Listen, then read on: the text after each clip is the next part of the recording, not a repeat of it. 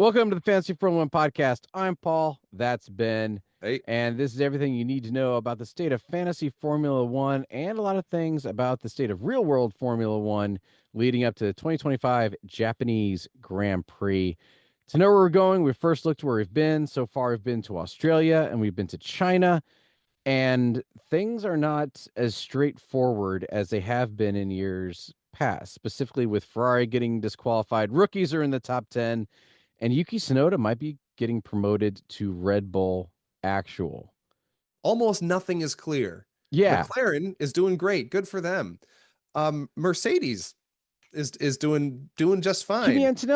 He's putting up like 30 points a race, 30 Yeah. points a weekend right now, and he's a rookie. Yeah, Like, and again, I think most of the story fodder is, man, like this is the roughest season for rookies in years, and that's not yeah, inaccurate. But no one told Kimmy.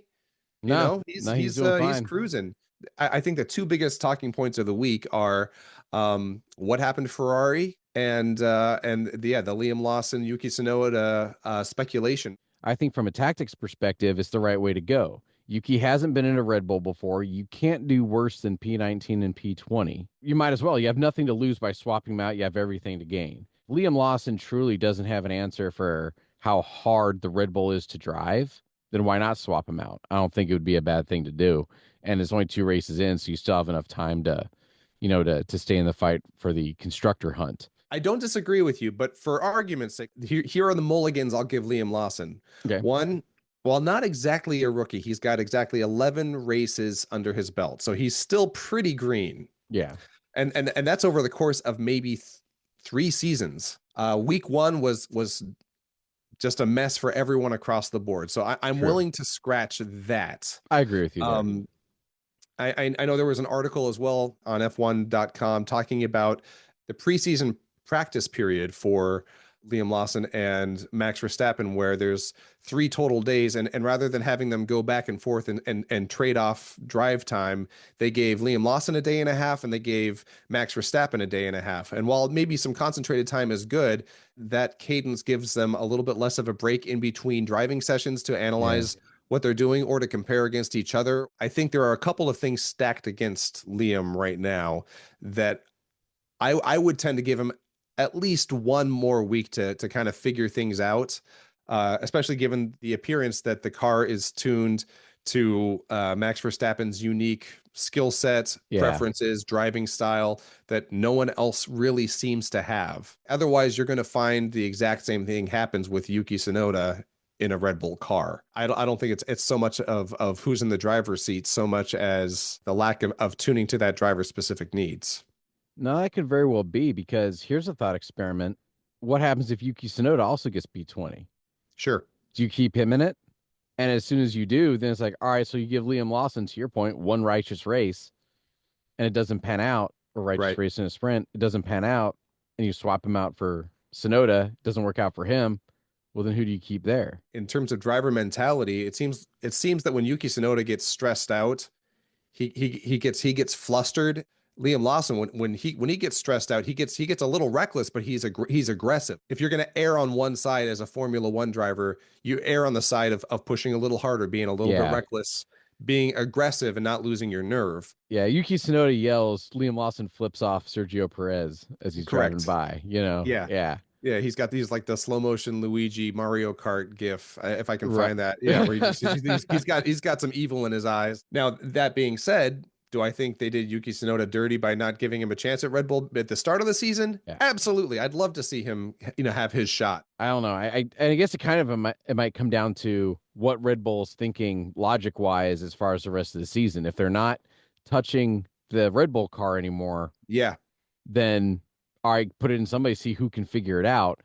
But if they are touching the Red Bull car, they're willing to provide upgrades, then you put the upgrades to help it get to wherever Liam Lawson needs it to go. Let's And go. Let's talk a double DQ for Ferrari. new this season, it's -20 instead of -25 points for disqualification. hmm But the constructor also gets an additional -10 points on top of the -20 when a driver disqualifies. So if your driver gets disqualified, driver suffers a -20, the constructor suffers that -20 as well, and the constructor also gets another -10. So disqualifications zeroes out your points for the race and gives you negative 50 points total if you have that Jeez. driver on your team as well. So I took negative 60 on the constructor because both negative 20s and both negative 10s, and then the negative 20 for Lewis Hamilton. So I Jeez. had negative 80 points in addition to all the points being zeroed out. It was over a 100-point swing Oh man. because of that double DNF. So let's start with Charles Leclerc. So Yeah. everybody going into the race thought they were going to do a two-stop strategy. Majority of the field, all except two, started out on medium tires, planning to go shift to the hard around lap 15 or 20, Yeah. and then take those towards the end. When the second round of pit stops came in, they'd shift back to the medium and sprint it to the end. Well, two drivers did the opposite. They started out on the hards, praying for a safety car or a red flag or some sort of intervention. Sure. One of them was Lance Stroll. He started out on the hards, and he just, as long as his tires were fine, he just didn't go into the pits. Yeah. And he ended up driving like 30 something laps on these hard tires. So all the other teams are watching him and they're like, oh, we can go that long with, if he can go, 35 or 40 laps, we can go further. Then, so they went ahead and everyone kind of took the mediums a little bit long, did one stop, shifted into hards, and then majority, like three quarters of the field didn't do a second stop. And this is something I didn't know until I was doing research for this episode and in the wake of this. They factor into the car's weight how much rubber is lost off their tires during degradation to make sure the cars barely are overweight at the end of the race. I don't like that. I'm sorry. It's If you've got a consumable, if you've got a consumable that will lose mass, the fact that you have to consider that in terms of crossing the finish line, I think that's a and little silly. Like how is someone supposed to exploit that? Like what exploitation are they protecting from by factoring in the weight of tire degradation over the course of the race? No one pulls an advantage from that, do they? so Julian Palmer on F1.com, F1 TV. I mean, if anybody hasn't seen it. So I'm just parroting and understanding what he said. Okay. It's not FIA directives that are doing it, it's the teams. Because for every kilogram you carry around the track, it's like 5/100ths of a second per lap. Yeah. Multiplied over the whole race, that's like 2 seconds or something. Yeah. So what these teams do is they take, when it comes to their whatever their weights are they put in the nose or with their fuel or however they do their weight and balance of these cars, they take it, if they have to be over like 800 kilograms at the end of the race, they will factor into it tire degradation, fuel burn, all of this, and do the weights out so they finish 800.1 kilograms over at a weight of 800.1 kilograms at the end of the race. Sure. Because as soon as they finish at 800.2, then that means that they're going to be like a second slower, or they could have lost that extra 0.1 kilograms and been a second faster over the whole race. Got it. And so they end up working down those numbers to that level. And there's a lot of people that have paid some major bonk to do Yeah. it. No kidding. And the counterpoint to this is that there are plenty of other teams that also did the same strategy that weren't underweight. And so what Julian Palmer believes is that they miscalculated just by a littlest bit, and that was that. For Lewis Hamilton, they have this, it used to be wood, now it's some sort of composite plate. And you know how at Yeah. the start of the rate, you always see the cars throwing sparks. Sure. So the closer to the ground you get, the faster you go. And what they started doing was to keep teams from basically dragging their car until the ride height increases naturally because of fuel loss, fuel burn. They put the skid plates and you can't skid too much. What happened was Ferrari judged it a little off and they were a little bit too low at the beginning and they wore off too much of that skid plate at the beginning of the race before the fuel burned up because they wanted to be that millimeter low. If they had just been like a millimeter higher, they would have, again, lost 1 or 2 seconds over the course of the race, but been within limits. So they just miscalculated the littlest bit. And all the teams do this, from the best of my knowledge. For sure. All the Yeah. teams do this. They just miscalculated twice, and there you have it. You and I both have kids. Whenever we Yeah. get that argument of like, well, I'm never going to use this in real life, No, you become a mathematician for a Formula One team. There's money to be had there, and all the silliest math questions you could ever think of will be asked. And so it's good to know how to do this stuff. I'm no athlete, all right? I'm married to one. Athletes everywhere are always like, all right, how do you get that every little bit of advantage, right? Everything I could do to maximize my Sure. performance. And that My, was that was I think as succinct as you can get with this kind of discussion. So well done. Thank you. That's at least how I understand it. George Russell and Mercedes. I know we already talked about him, but no one's hyping up George Russell, not even George Russell. No one's hyping up Kimi Antonelli. He's just placing fifth and sixth consistently. Yeah. Like outside, if you watch actual F1 coverage, no one's going, man, Mercedes is doing great. Of course, this is a way too soon analysis and a way too soon labeling of things. But right now, Kimi Antonelli is last year's George Russell. And I would say George Russell this year is last year's Charles Leclerc, Yeah, where I'll go with that. everyone's looking at Max Verstappen. Everyone was looking at Sergio Perez's, slow downfall, which hadn't started yet at this point last year. There was a lot to look at besides Charles Leclerc, who's just consistently turning in good show after good show after Yep. good show, even because everyone else is looking at Carlos Sainz to see how he does in the wake of his appendicitis and his lack of future plan clarity For sure. with Ferrari. Is it too soon to bail on them or to panic about them? Because you got two great drivers. You had a crazy week one for everybody. Freak gamble non-payoff in week two. Is Ferrari a problem, or is it, man, what a bad start, but they're going to be just fine? My hang up with Ferrari is okay, so Lewis Hamilton won, good for him. Charles Leclerc came in fifth on And this merit is in the sprint. in the sprints, In the yeah. sprints. The starting grid was Lewis Hamilton in fifth, Ferrari in sixth. But look who's above him. George Russell and Kimi Antonelli. I don't think he did so hot and Kimi qualified. starts at yeah, starts at We're 8. eight. Yeah, there is eight. And how do you do for the sprint grid? Kimi Antonelli starts at seven, and George Russell starts at five. So the points get exponential in the top three. And Yes. right now, Lewis Hamilton for a Grand Prix, Ferrari isn't in the top three. No. George Russell is.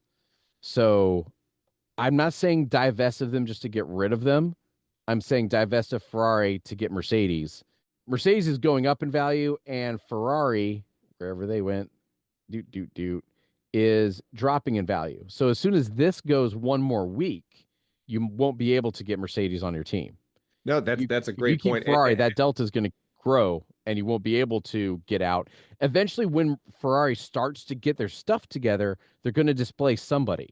As Yeah. long as they don't displace George Russell, as long as they displace Max Verstappen, then you're still fine. You can get onto him later. This is not like, well, they just happened to do good because Ferrari did badly. No, no, they were already peers in terms of performance. Yeah.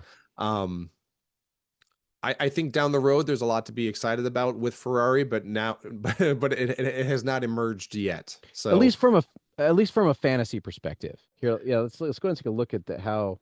So this is so at the Chinese Grand Prix. Yeah, look at that. Let's take a look at your team here. yeah, so that's full That's a, Mercedes and Williams, and I got 190 points out of that. That's without two solid constructors. and that's also with Fernando Alonso With getting a Fernando DNF. Alonso, He had a who brake just fire. Like, come on, yeah, man. So it is possible to get Mercedes, McLaren, and George Russell all on one wow, team. yeah. But it won't be this way long because he's climbing in the way you have to have the chaff to get to the wheat. And with these prices dropping, like That's a cool build, though. I this is like a that a good lot. build. But I went ahead and got Lawson and Sonoda and Racing Bulls and Red Bull. I got all the Red Bulls. If they figure it out, this team is going to ride or die with Red Bull for these next few weeks. Whew. Okay, that's And it's a bold strategy. If this swap doesn't work, I'm going to use my wild card and shift all of these onto a McLaren Mercedes plan. if Sonoda becomes Red Bull. Two questions: Does because it's the driver himself? Yeah. Do you retain that driver? Yeah, yeah, yeah. He Ollie was on Behrman. he was on Haas and Yeah. what's it called? Ferrari. Ferrari. His value when he was 15 million or whatever when he raced for Ferrari, his value jumped. Later that season, he came back into drive for Haas. His value stayed the same. Did it? It did not change. That's silly though. So the Like value how doesn't many But how many people took him at that price Oh, point? no one. I'm keeping it this way because these two will swap. Yuki and Lawson will swap seats. As soon as Lawson's able to get a top 10 and Tsunoda's able to get a top 10 out of it, there's a non-zero chance that this becomes a very, very, very valuable team.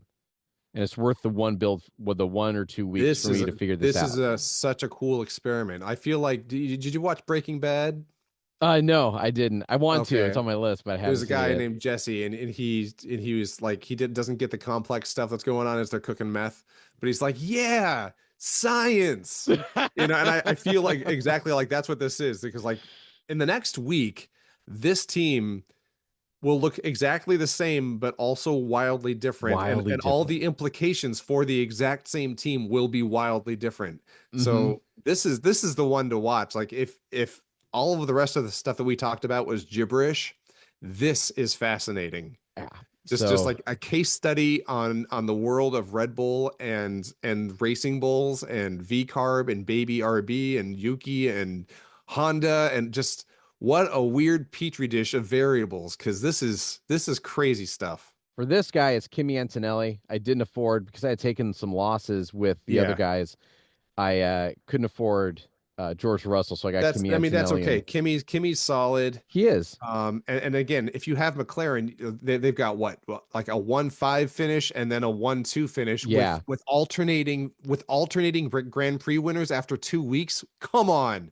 If you can afford McLaren and Mercedes, dude, You scrape the bottom of the barrel elsewhere. This is the build right here. absolutely, So like, yeah, like absolutely. if I was ranking your builds, OMG 1 makes sense. OMG 2, smartest build ever, and OMG 3, just let me get my bucket of popcorn and watch what's going on. Right, This is right. You're running the gamut. This is a cool trio of teams. We're gonna tune into F1 Live and see how they're doing. Oh, So sure, yeah, after all races, Laura. Okay, so Laura Winter used her Limitless last week. Then Lawrence Barretto, what did he do? Again, man, Ferrari, man, just burning, yeah. just hurting everybody. But oh, he took no negative. There we go. Oh, Oh, that would have that been, saved him. yeah. And then Julian Palmer, who gives us all, who I steal all the great analysis from. See, he believes in Carlos Sainz as well. But the And two, yeah, okay, yeah. I mean, I guess that worked out. yeah. And then Ruth Buscom Divey, the actual F1 strategist, she believes in Really though? Alpine. Alpine That's and Williams as your interesting. constructors. How do you? Oh, I don't think it's so much Alpine, so much as she believes in Williams and Yes. Norris. And given how expensive Norris was, that's the best you can do. So Oh, that's she true. she took the best possible, the most expensive driver, and then she went full on the best lower tier team she could afford, and then filled in the blanks from there, I think is what That happened. makes sense. And that could work out because Williams, we were expecting to be competitive. I was expecting to be competitive with Mercedes points wise as soon as Sainz Sure. showed up. Yeah. Brundle wasn't in for the first race. He went with It- Mercedes. Okay, so you Ferrari pick, and Aston oh Martin. man, Oh, Ferrari just, and no. this makes me feel better. The fact It that the does. professionals, the people whose job it is to talk and live this stuff, they went with Ferrari just as much as we I did. mean, but how And often does Ferrari double out? they don't like So again, a lot of this is a definitely a freak incident element, and again, they'll be back. They're gonna do great as the they season will. goes on, but this is just a horrible start. That's rough. All right, well, that's all I have. Do you have any parting shots for safe rounds? We'll see you after Japan. Put some faith in Mercedes and grab your popcorn for the Red Bull shakeup. There we go. All All right, right, see ya. take care.